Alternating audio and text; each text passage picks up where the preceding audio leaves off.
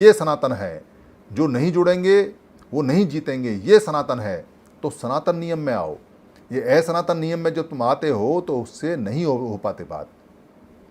इसलिए ये जो संविधान का जो डर हमारे सर पे है और ये सारे लोग जो लगे पड़े हैं एक दूसरे को ये कहने के लिए कि जी संविधान खतरे में, कोई संविधान खतरे में नहीं है।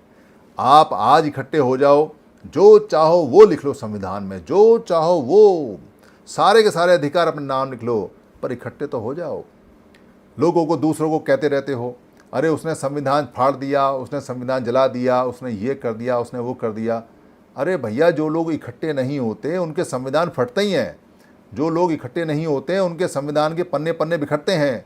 जो लोग इकट्ठे नहीं होते उनके संविधान बदलते ही हैं, पर जो इकट्ठे हो जाते हैं उनके संविधान बच जाते हैं। 2 अप्रैल 18 को इकट्ठे हुए ना, तो 2 अप्रैल 18 को इकट्ठे हुए तो संविधान का जो एक नियम बदला था वो कैसे बच गया, कैसे रुका? तो अकल नहीं आती, समझ नहीं आती इस बात में कि इकट्ठे होने के बाद संविधान बचता है। पर हमारे तो लोग हैं जो जगाने वाले हैं, वो क्या कहते हैं, सुरक्षा, संवर्धन, सहयोग, पता नहीं क्या क्या संविधान के बारे में करते रहते हैं और संविधान को पढ़ाने में लगे पड़े हैं। डोर टू डोर संविधान को पढ़ाने में लगे पड़े हैं। पता नहीं भाई, डोर टू डोर पढ़ाने में संविधान में कौन सा तुम संविधान को बचा लोगे? संविधान ये कहता है कि इकट्ठे हो के आओ। तुम संविधान के पढ़े लिखे हो या नहीं हो, फर्क नहीं पड़ता।